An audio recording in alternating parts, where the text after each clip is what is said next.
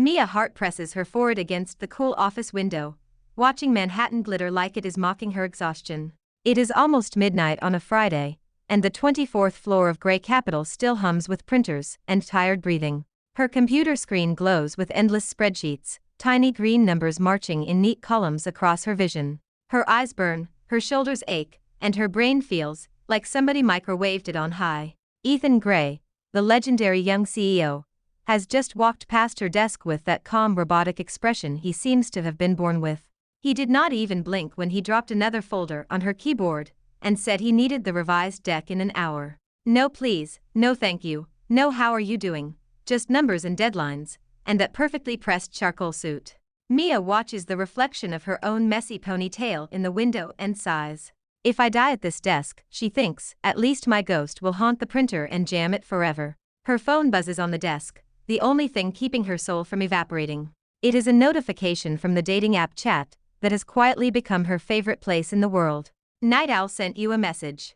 Mia grabs the phone like it is life support.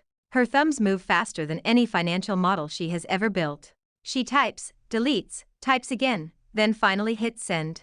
She writes, I swear my CEO is not a human, he is a cold, unfeeling spreadsheet in a suit. Another message flies out before she can stop herself. She adds, he made me stay late again. Mia the exhausted analyst, patron saint of unpaid overtime. She frowns and adds a third line. One day I am going to walk into his glass office, slam my resignation letter down, and tell him I am firing him. Another message follows. When I have enough savings, I am grabbing you and flying straight to Hawaii. We will leave Wall Street and live on pineapple and spite. She hits send and lets her head fall back against the chair. Her heartbeat slows when she sees the typing indicator pop up from Night Owl. Night Owl replies, rough night again. Night Owl writes, do you want me to file a formal complaint on your behalf against your evil boss? Another line appears, or do you just want to vent and let me say you are right about everything like always? Mia smiles despite the throbbing behind her eyes. For a whole year, Night Owl has been the anonymous stranger who always answers when she is one bad client email away from screaming. He never asked for her real name or her job title, and he never told her his. They agreed at the beginning that this would be their safe corner of the internet, a place where they could be brutally honest without resumes or business cards between them. Online, he is all soft jokes, deep questions about her dreams, and late-night memes about burned-out millennials. Offline, Mia has a boss who could probably kill someone just by looking at them over the top of a spreadsheet. She types, I want to vent and also maybe sue him for emotional damage. Night Owl replies, I am listening, my overworked raccoon. Night Owl writes, tell me everything, from the worst client email to the last sip of bitter coffee. Mia glances at the glass wall of Ethan Gray Euro Trademark S office. It stands at the far end of the floor, glowing like a spaceship cockpit over the open sea of cubicles. Right now it is dark, but she knows he is still inside. He is always still inside. She starts typing with dramatic fury. She writes, he is a workaholic vampire who feeds on my free time. She continues, he has this face, you know, the permanent resting you are disappointing me expression. She adds, today he made me redo the entire valuation model, because the font size on the title slide offended his aesthetic. She keeps going, I hate him, I hate his perfect hair, I hate his stupid expensive watch, and I hate that half the industry thinks he is a genius. She pauses, then adds a final line, if I ever meet you in real life, I am going to make you listen to a full presentation called Why My CEO is a Capitalist Demon. Her phone vibrates again almost immediately. Night Owl replies, I would attend that presentation front row, popcorn ready. Another message appears, but first, remind me what is happening tonight. Her stomach flips. She sits up straight and looks at the time in the corner of her screen. It is 11:15.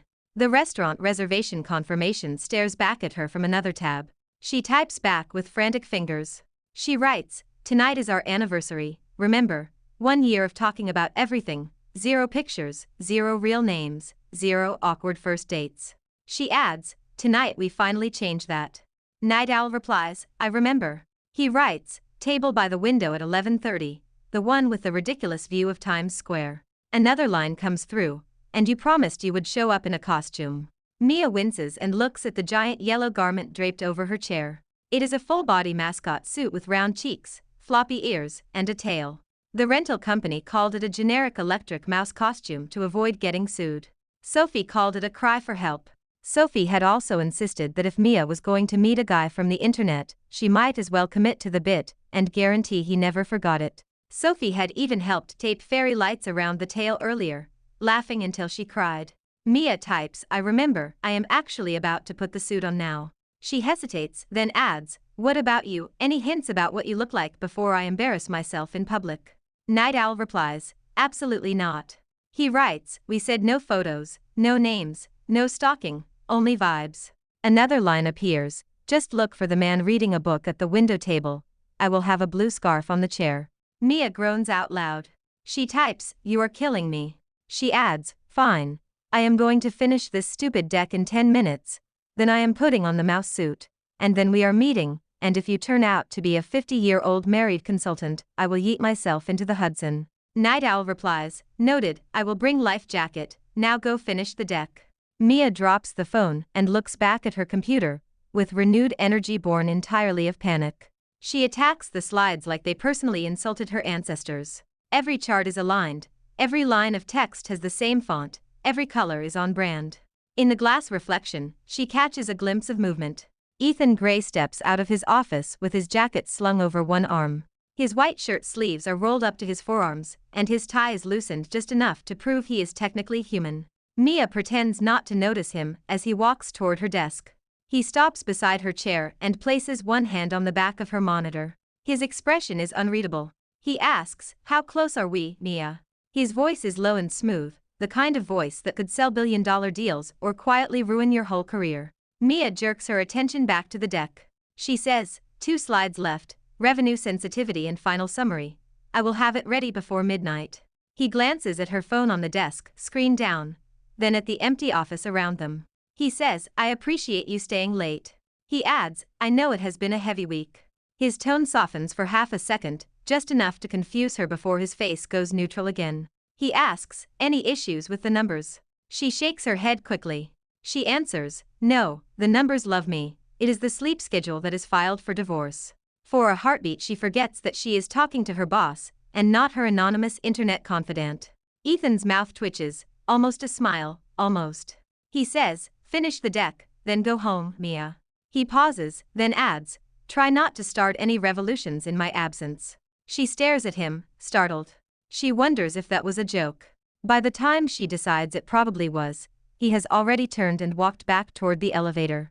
The moment the elevator doors close, Mia explodes into motion. She saves the final version of the deck, fires it off to his inbox, and slams her laptop shut.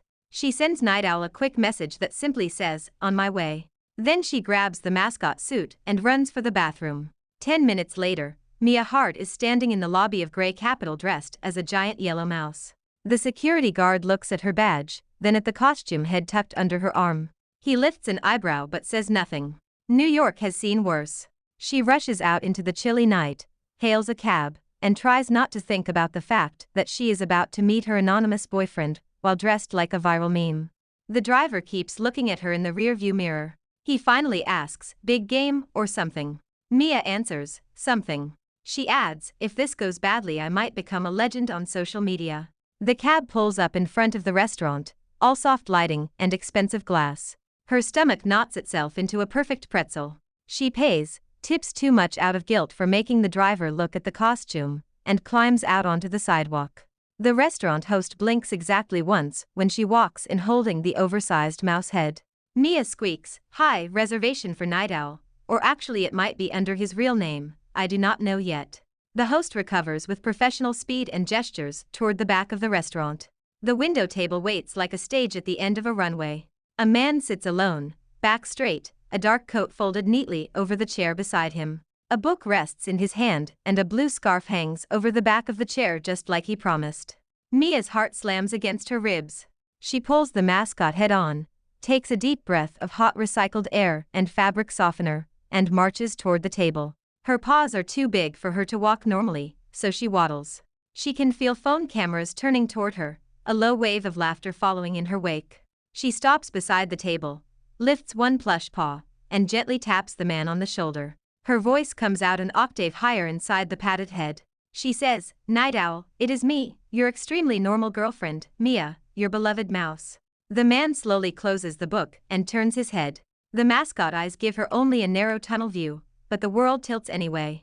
She recognizes the sharp jawline first, then the straight nose, then the calm gray eyes she has seen many times across a conference table. The man looking up at her is Ethan Gray. Ethan, her boss, the capitalist demon, the spreadsheet vampire, the man she has been texting for a year about how much she hates her job. Her brain short-circuits. The restaurant noise turns into white static. Ethan stares at the mouse head for 3 quiet beats, then exhales a short disbelieving laugh. He reaches for his phone on the table and taps the screen. A new notification lights up inside the mascot head, casting a faint glow over the mesh in front of her eyes. Night Owl sent you a message. The message reads, "Capitalist demon huh." Another message appears, "Should I be offended or honored?" Ethan lifts his gaze back to her, the corner of his mouth curving slowly upward. He says in that low familiar voice, "So, you are Mia from the app."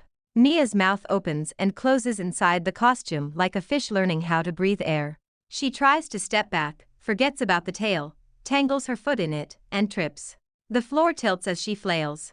The mascot head shifts sideways and blocks her vision completely. For one horrifying moment she is sure she is going to faceplant in front of an entire dining room full of well-dressed strangers. Strong hands catch her. Ethan stands up in a quick smooth motion, one arm around her padded shoulders, the other bracing her waist. The restaurant breaks into laughter and scattered applause. Someone says loudly, "Only in New York." Mia can feel her face burning inside the hot costume. Her voice shakes as she stammers, I am going to pass away right here." Ethan's chest vibrates with a soft chuckle against her arm. He murmurs so only she can hear, "Breathe, Mia, I would prefer my analyst not die in a mouse suit on a first date." He gently steadies her and guides her back onto her feet. He reaches up and carefully lifts the mascot head off. Cool air hits her sweat-damp face. Her dark hair falls out of the head, messy and electrified from static. She clutches the edge of the suit as if she might be able to hide inside it again. Ethan holds the mascot head under one arm like a trophy, and looks at her properly. His gaze travels over her flushed cheeks and wide eyes, and that unreadable expression softens into something dangerously close to fond. He says, "Hi Mia." He adds, "I would say nice to meet you, but I guess we have already been talking every night for a year." Mia wants the floor to open and swallow her, and the mouse suit, and every embarrassing meme she has ever sent him. She blurts, "You are Night Owl." Her voice cracks halfway through the sentence. She adds, "Of course you are Night Owl, because the universe hates me." Ethan's eyes glint. He replies, "And you are the woman who calls me a cold unfeeling spreadsheet, and a capitalist vampire on a weekly basis." Half the restaurant hears that and bursts into laughter again. Mia squeezes her eyes shut. She says, "Please do not fire me." She adds in a desperation rush, "I will delete the chat. I will never complain again. I will personally polish your stupid watch every morning if you just pretend this never happened."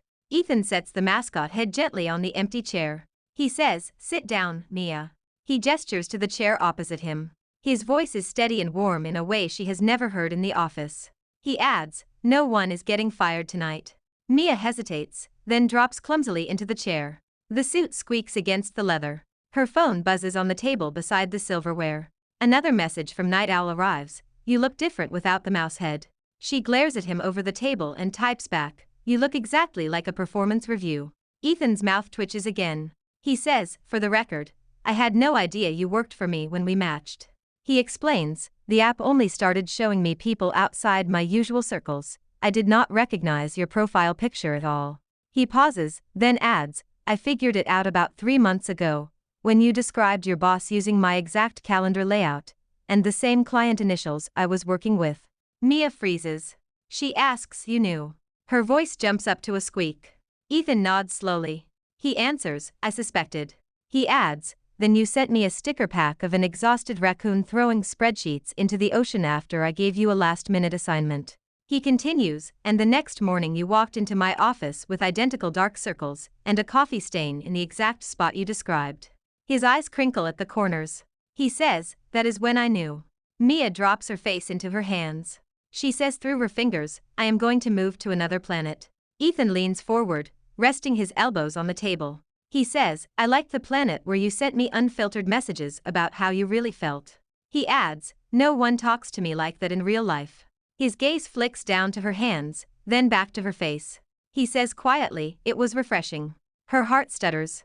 This is not the boss who calmly slices numbers apart in board meetings. This is the man who has patiently listened to her rant about cheap coffee and landlords for a year. He is both, and her brain cannot decide which universe to inhabit. She blurts, "I told you I wanted to fire you." He nods, amused. He says, "You did." He adds, "I promise I did not dock your bonus for that one." Mia blinks. She asks before she can stop herself, "Wait, did you dock my bonus for anything else?" Ethan laughs outright this time. The sound is low and warm, and so different from his usual boardroom tone, that she forgets how to breathe for a moment. He says, "No, Mia, your bonus is safe." He pauses, then adds, "Unless you leave now and stand me up." Her chest squeezes. She glances down at the ridiculous yellow suit. She asks, "You still want to have dinner with me like this?" Ethan shrugs lightly. He answers, "I have negotiated hostile takeovers in worse conditions." He adds, "Besides, I got front row seats to the greatest entrance this restaurant has ever seen." He looks her up and down with obvious appreciation. He says softly, "You look adorable." The word adorable coming out of Ethan Gray's mouth should be illegal in several states. Mia feels her ears heat again. She mutters, "You are not supposed to say things like that, you are my boss." He studies her for a long quiet beat. He says, "And I am also the man who has been falling asleep to your voice messages for a year." He adds, "So tonight I am asking you to let me be Ethan, not Mr. Gray." The waiter appears like a polite ghost and asks if they are ready to order. Ethan looks to Mia. He asks, "Do you want to keep the mascot head on for privacy, or are we embracing the chaos?" Mia looks around. Half the restaurant is already pretending not to stare. She sighs. She says, "Embrace the chaos, I guess." They order. Ethan picks a bottle of wine and waits until the waiter leaves before leaning in again. He says, "If it makes you feel any better, I was planning to tell you about my job tonight." He adds, "I even made notes on my phone." Mia snorts. She asks, "Did you make a deck about it?" Ethan replies, "Of course not." He pauses, then admits, "Okay, maybe there are bullet points." They both laugh, and the worst of the panic in her chest finally begins to melt. By the time dessert arrives, Mia has kicked off the oversized mouse feet under the table to let her toes breathe. She leans back in her chair, cheeks flushed from wine and laughter. Ethan tells her about dropping out of a PhD program to join a startup hedge fund, and about the time he accidentally sent a spreadsheet full of cat pictures to a billionaire client. She tells him about growing up in Queens above her parents' dry cleaning shop, about her grandmother who thinks Wall Street is a literal street where she sells vegetables, and about how she secretly writes sarcastic office comics in the Notes app on her phone. The awkwardness never fully disappears, but it settles into something fizzy and bright. When they finally step outside, Times Square pulses around them in neon and noise. Mia hugs the mascot suit to her chest like a shield. Ethan stands close enough that their shoulders brush. He asks, "So, was the reality of your evil CEO worse or better than you expected?" She tilts her head, pretending to think. She says, "You laugh more than I expected." She adds, "Also you did not make me redo the dessert 3 times because the font size was wrong, so that is a plus." Ethan smiles down at her. He says, "I can only promise not to abuse my power on dates." He adds, "In the office I will still ask you to redo the model if the numbers are sloppy." Mia sticks her tongue out at him before she remembers who he is. Then she thinks about all the things she still wants to ask, all the lines they have crossed, and the ones they have not even drawn yet. She swallows and says, "This, you and me, and the whole boss-employee thing, it is complicated." Ethan nods, serious now. He says, "I know." He adds, "We can figure out boundaries, and talk to legal, and do whatever we need to do to keep things above board." He pauses, then says more quietly, "But I do not want to pretend this is not real." He looks her straight in the eye. He says, "I like you, Mia, on the app and in the office." He adds, "I like the woman who threatens to fire me, and the analyst who stays late, because she cares about the work." Her throat tightens. She thinks about her years of grinding, about every time she swallowed a complaint because she needed the paycheck. She also thinks about every night his messages kept her from crying on the subway. She says softly, "I like you too." She adds with a crooked smile, "Even if you are a capitalist demon." He exhales, relieved, and lets out a short laugh. He says, "I will accept that title if I get to keep the rest." They stand there for another moment, the city buzzing around them like a live wire. Mia shifts the mascot suit from one arm to the other, and blurts, "Okay, but we seriously need to talk about how my best friend is going to scream when she hears about this." Ethan asks Sophie. He smiles, clearly aware of every name she has ever mentioned in their chats. He says, I am ready for her cross-examination. Mia shakes her head, already imagining Sophie printing out a giant poster that says I told you so. She laughs helplessly. She says, I cannot believe my net date turned out to be my boss. She adds, this is either the beginning of a love story, or the start of a very expensive lawsuit. Ethan says, I am rooting for the love story. He offers her his arm like a gentleman in an old movie. He asks, walk you home, Mia. She slips her hand into the crook of his elbow. She answers, only if you promise not to ask me to fix a slide on the way. He says, deal. They walk into the New York night together, one of them still carrying a ridiculous yellow mouse suit, both of them trying not to think too hard about Monday morning. On Monday morning, Mia wakes up with a headache made of nerves and not enough sleep. Her apartment is still haunted by the presence of the mascot suit hanging from her closet door like a small yellow ghost. Sophie is sprawled on the couch, hair in a messy bun, holding a cup of coffee like it is a sacred relic. Sophie says, okay, tell me everything again, but with more adjectives. Mia groans and pulls a pillow over her face. Her voice comes out muffled. She says, I cannot go to work today. She adds, if I go to work today, I will see his face, and remember I called him a spreadsheet gremlin. Sophie yanks the pillow away. She says, you are going to work, Mia Hart. You are a strong independent analyst who just accidentally bagged her own boss. Mia flails. She says, I did not bag anyone. I tripped and fell into his arms wearing a mouse suit. Sophie grins. She says, same thing. She leans forward, eyes sparkling. She asks, did he kiss you? Mia chokes on her coffee. She says, no. She adds after a beat, yet. Sophie squeals. She says, I knew it, you two had insane chemistry even as text bubbles. She hops up and marches to Mia's wardrobe. She says, all right, outfit planning, you are not allowed to show up dressed like depression. An hour later, Mia finds herself on the subway, in a navy wrap dress, ankle boots, and a blazer that makes her feel like someone who might one day own a small island. Her stomach still twists every time she thinks about Ethan sitting across the restaurant table, laughing at her jokes. When she walks into the elevator at Gray Capital, the usual crowd of half-awake analysts stand shoulder to shoulder. They are buzzing. Someone says, did you hear the rumor that Gray himself was spotted on a date this weekend? Another analyst whispers, at that fancy restaurant on 42nd Street. My cousin works there, said there was a guy in a suit and some girl in a costume. Mia stares straight at the elevator doors and tries to merge with the metal. Her phone buzzes in her hand. Night Owl has written, good morning, how is my favorite analyst? Another message appears, I am sitting in a meeting pretending not to think about a certain mouse suit. Mia's lips twitch. She types back, do not you have numbers to torture? She adds, also stop texting me while I am in the elevator. My soul is already leaving my body. The elevator doors open on 24. The familiar floor spreads out in front of her, a grid of desks and monitors and empty coffee cups. Sophie bumps her shoulder gently. Sophie whispers, breathe, you got this. Mia walks to her desk, dumps her bag, and tries to act like a normal employee, whose anonymous boyfriend is not secretly her boss. She is halfway through opening her inbox when a notification flashes across her screen. Meeting reminder. Strategic review with CEO, 9 a.m., conference room 1. Her heart stops. Sophie leans over the divider. Sophie whispers, that is your meeting, right? Mia nods weakly. She whispers back, if I pass out, tell my parents I died doing what I hated. Conference room 1 has glass walls on 3 sides and a view of the city that makes visitors say things like wow, and so impressive.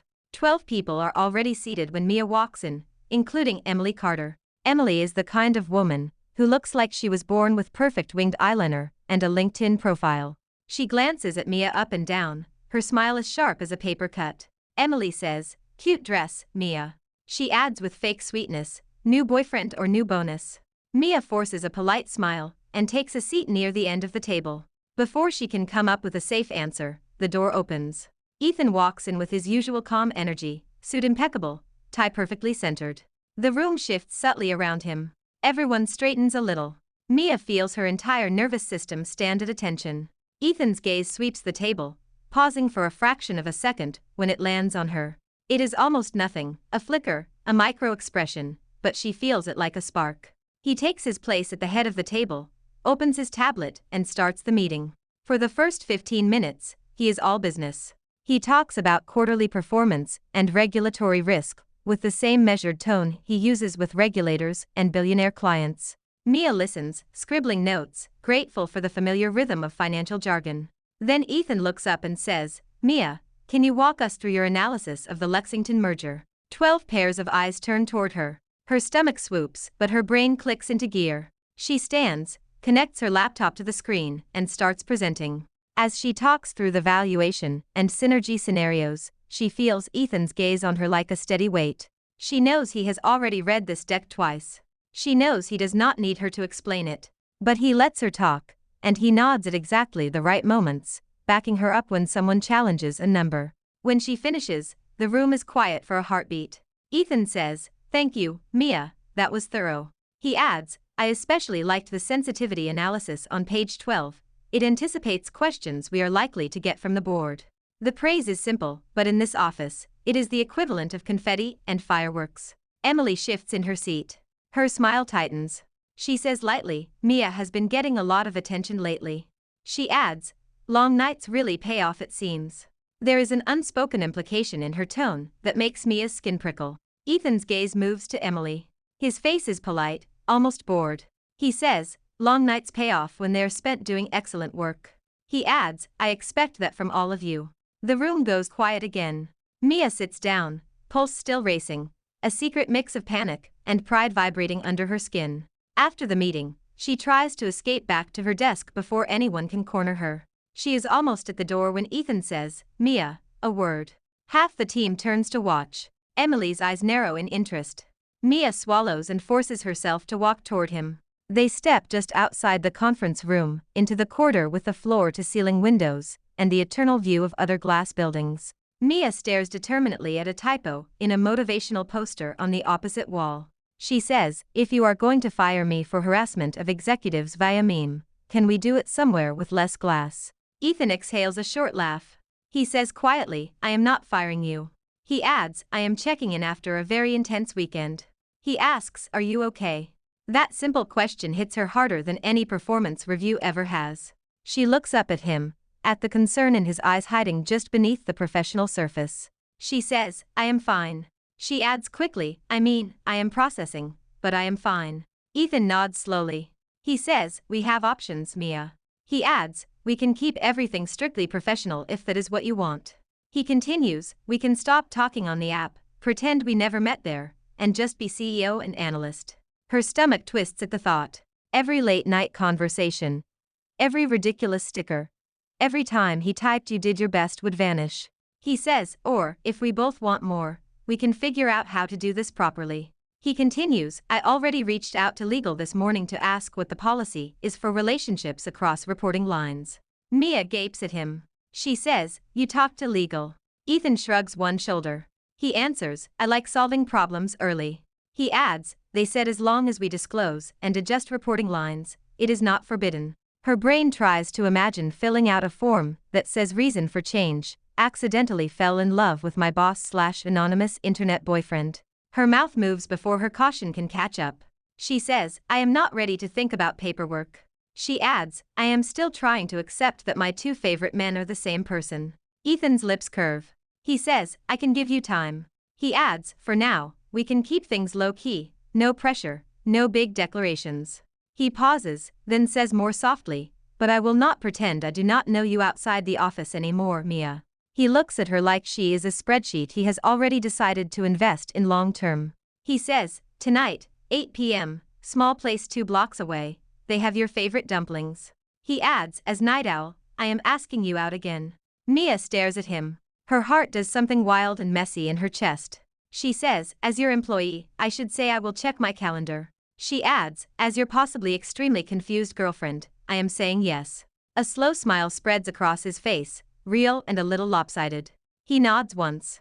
He says, "Good." He straightens his tie, steps back into his CEO armor, and says in a slightly louder voice, "Please send me the updated model by end of day." He walks away before she can laugh. By lunch, the rumor mill is boiling. Emily passes by Mia's desk 3 times with different fake reasons to stand nearby. Each time, she drops a comment about favoritism dressed up as a joke. Emily says, "Some people get their slides printed for them." She adds, must be nice to have a guardian angel on the executive floor. Sophie rolls her chair over between them like a human shield. Sophie says cheerfully, some people get their slides eaten by printers. Life is wild. Emily gives her a tight smile and flounces away. Sophie leans closer to Mia and whispers, she knows something is up. Mia whispers back, of course she does, she can smell gossip from 3 floors away. Sophie says, whatever, let her choke on it. She grins and adds, you have a date tonight. That evening, Mia and Ethan meet at the small hole-in-the-wall dumpling place with the flickering sign, and the best chili oil in Midtown. They sit in a corner booth, shoulder to shoulder, scrolling back through their year of messages. Mia reads one out loud where she once wrote, if my boss ever found out I am talking about him here, I would jump into the Hudson in my office heels. Ethan groans. He says, for the record, I would have jumped with you. She laughs and leans into his side. After that night, their lives split into 2 intertwined tracks. In the office, Ethan stays mostly the same gray-suited legend. He pushes the team hard, expects perfection in the numbers, and keeps his tone crisp in meetings. But Mia starts to notice small things. Her calendar invites arrive with slightly more realistic deadlines. The coffee machine on their floor is suddenly upgraded to a brand that does not taste like sadness. The company announces a new policy limiting after midnight emails. The memo reads like any other corporate communication, but she recognizes his quiet rebellion against the grind hidden in the policy. At night, he is still night owl. They curl up on their separate couches, phone screens glowing, talking about everything and nothing. Sometimes they video chat with the lights off, faces lit only by the city outside their windows. He tells her about the fear that came with taking over the company so young, about the nights he lay awake wondering if every decision he made would ruin hundreds of lives. She tells him about imposter syndrome, and the pressure she feels as the first one in her family to set foot in the Wall Street world. He listens without trying to fix it. She listens when he admits that the pedestal everyone puts him on feels more like a cage. Slowly, the weight of their double life starts to feel less like a secret shame and more like a shared adventure. Of course, the universe cannot resist a little chaos.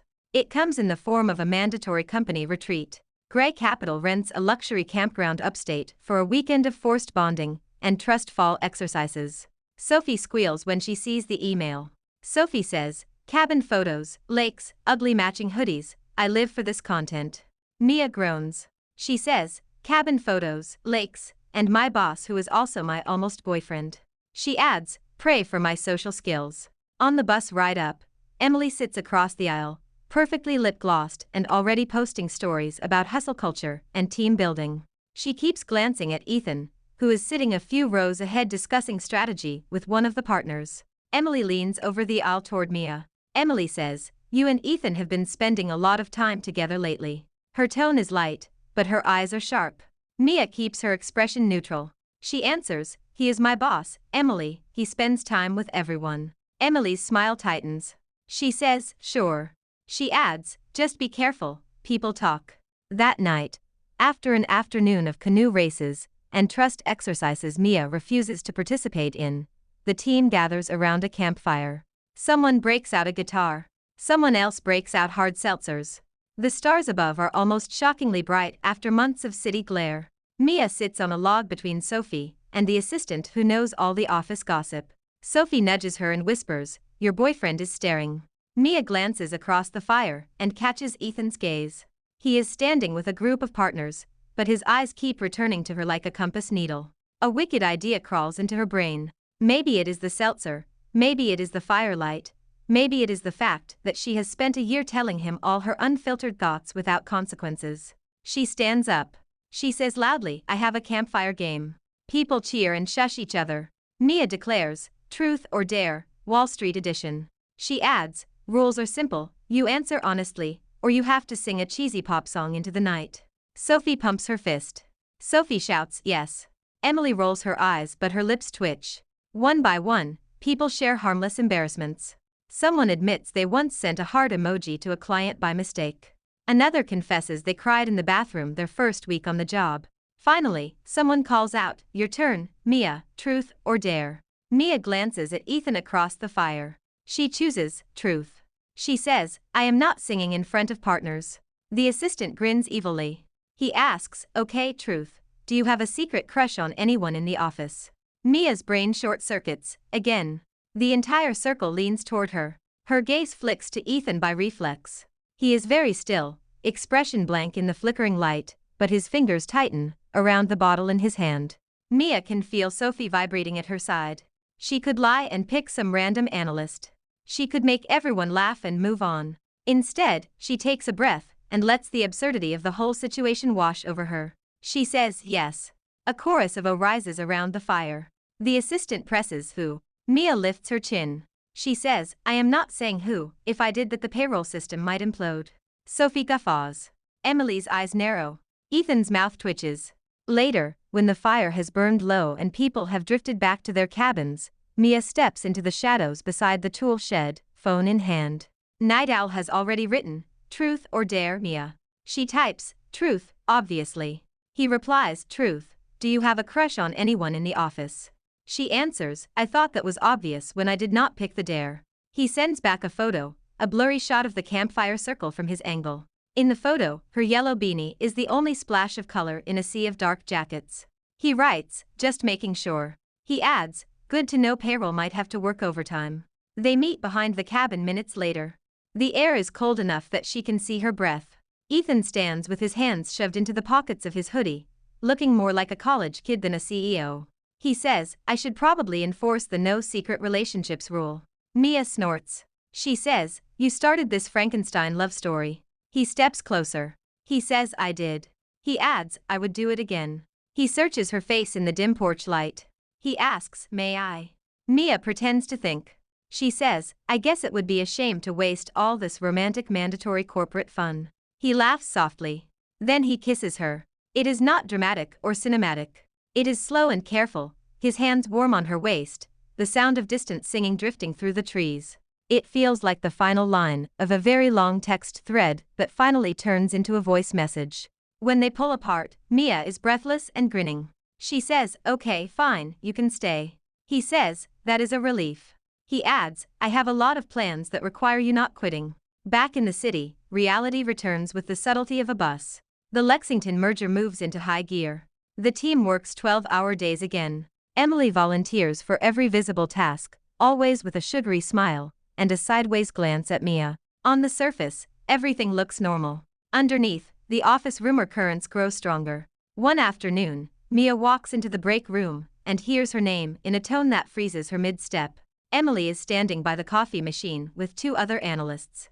Emily says, I am just saying, it is interesting how fast some people climb when they catch the right pair of eyes. One analyst mutters, she is good though. Ethan would not risk the deal on someone incompetent. Emily shrugs.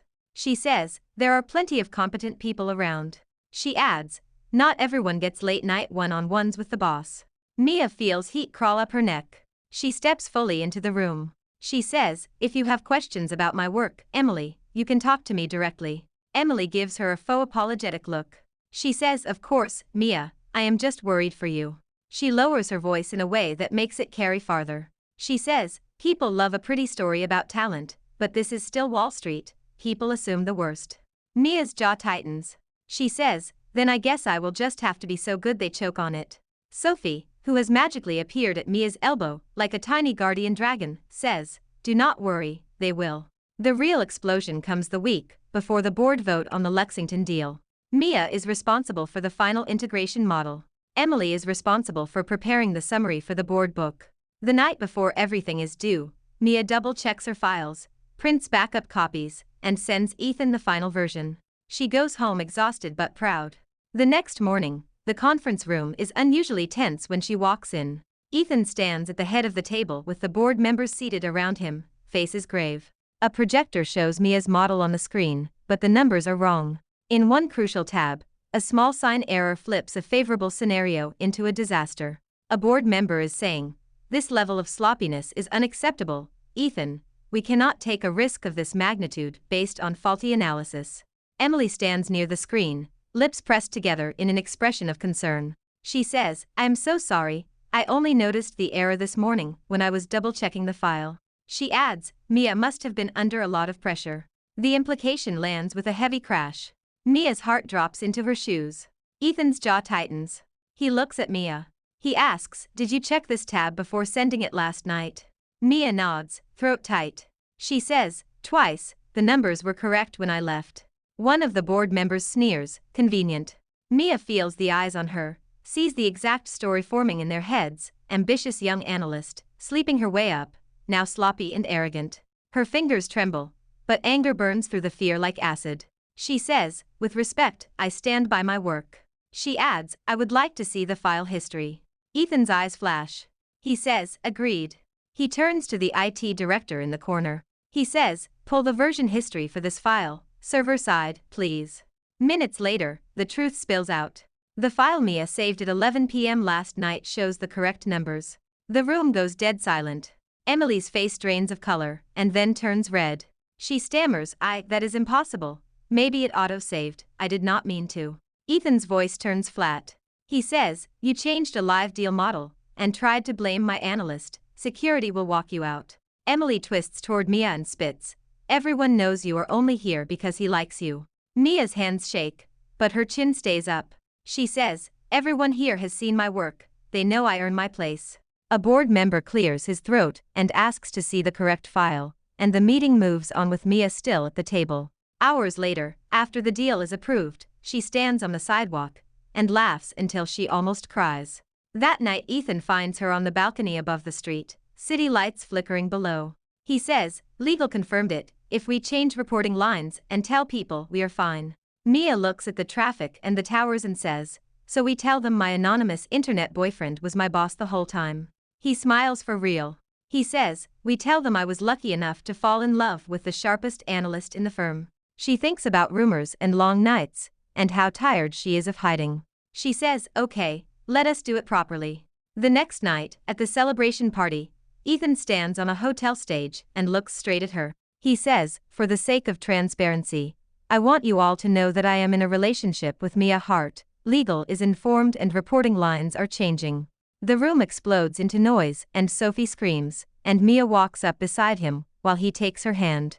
She leans toward the microphone and says, if anyone sees him sending emails after midnight, you can complain to me. Months later, the mouse suit date is an office meme and Mia has a promotion, a saner schedule, and a desk with a view. On a beach in Hawaii at sunset, Ethan kneels in the surf with a ring and says, you once swore you would fire me and run away here alone. Will you marry me instead? Mia laughs through happy tears and says, yes, obviously yes. Back in Manhattan, on quiet Sundays, she lies on the couch with her head in his lap and scrolls back to her first furious message. She says, I called you a capitalist vampire and you still answered.